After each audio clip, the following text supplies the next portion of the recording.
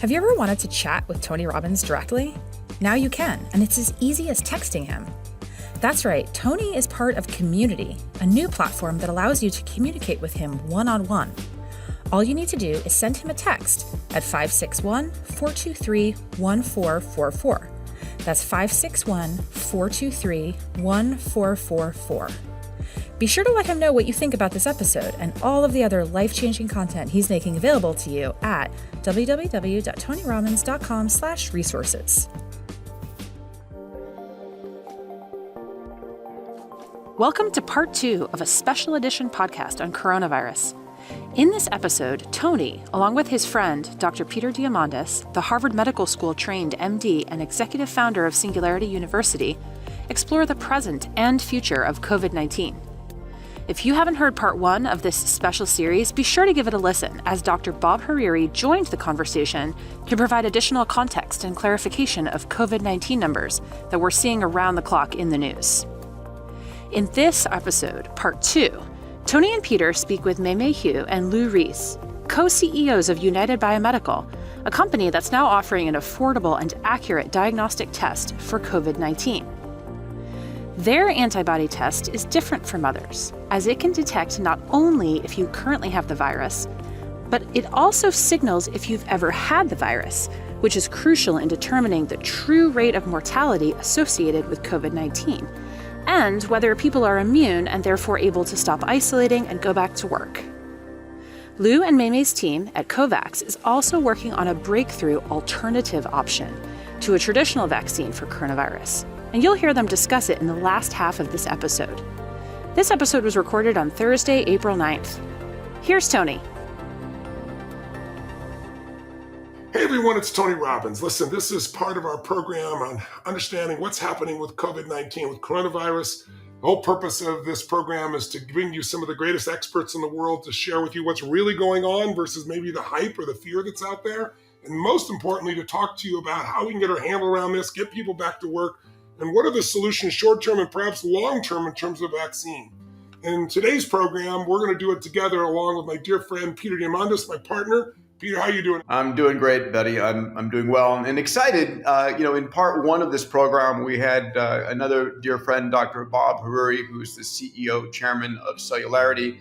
And if you haven't seen part 1 of this program, I encourage you to go. It's extraordinarily rich. The first part talking about how the numbers are proving this pandemic to be perhaps nowhere near as bad as it was, where the mortality rates are not 3, 4, 5%, and they may be, in some case, the consideration of a bad flu. We'll find that out over the days ahead.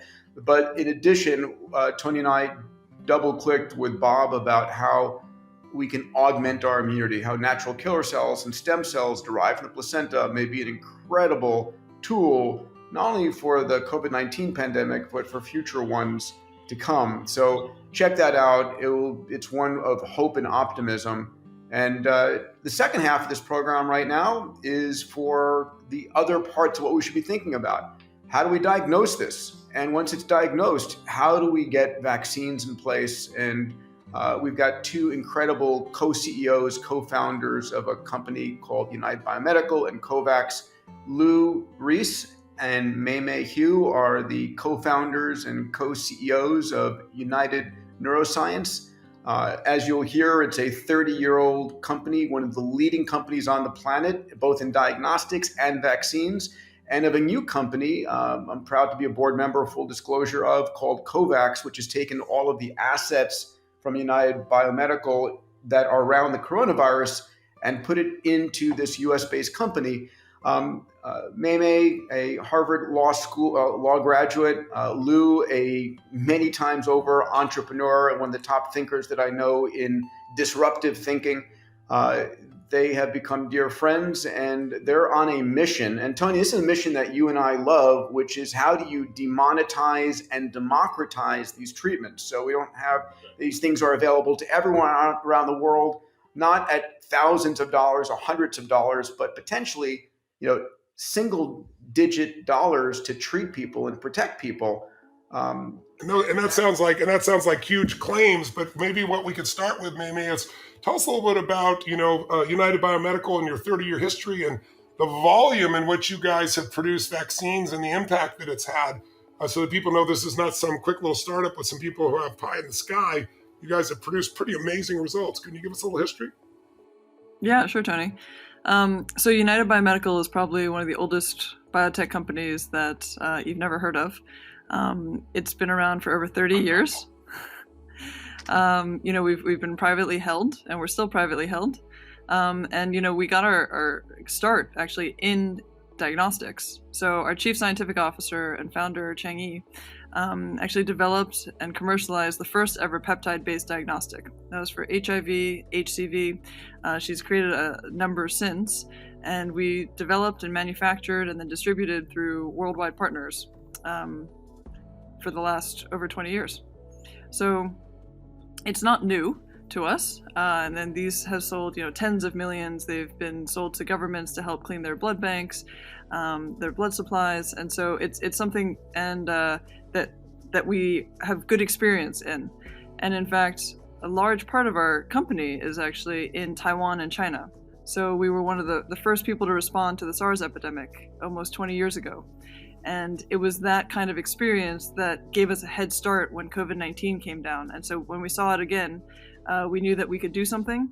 And so we decided to jump in. In terms of the vaccine platform, we also developed the first ever fully synthetic peptide vaccine. And it's been commercialized against an infectious disease in animals.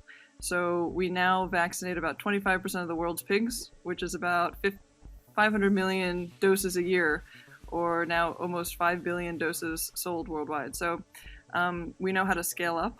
It's a very accessible platform. And we basically put those tools and are now turning it to COVID-19. So Lou, maybe you can share with us, what's the strategy that's different around the testing? We all know to get back to work, one of the biggest challenges with the swab test, or the PCR test, I guess it is this idea that you're swabbing and you're only discovering whether or not the virus is in you right now, versus an antibody test where we can see whether you've been exposed and whether you've built antibodies that could actually say that you can go back out in the world because your immune system can handle it. Tell us the differences in the test, the differences in the accuracy. And there's a couple antibody tests that have been mentioned recently. Some that have been said the government's not supporting. I understand you guys got FDA approval. Give us a sense of the difference in the tests and what you're trying to accomplish first with the testing as a whole. Yeah, so the idea here is that if you can actually find out if people have durable antibodies, they can safely go back to work. And if you can find out how many people are exposed, you can find out the true rate of morbidity and mortality associated with COVID-19.